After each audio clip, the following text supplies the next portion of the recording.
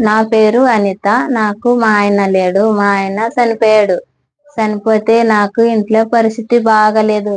ఎందుకంటే జిహెచ్ఎంసీలో డ్యూటీకి వెళ్తా. మా ఆయన చనిపోయినట్టు వెళ్తే డ్యూటీకి వెళ్ళడం, ఇంట్లో పిల్లడు చూసుకోవడం ఎవరు లేరు ఇంటికాడ.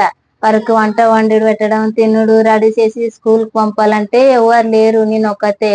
నేను కర్ణాటక దాన్ని చేసుకొస్తే నేను కోసే ఇబ్బంది అవుతుంది అన్ని.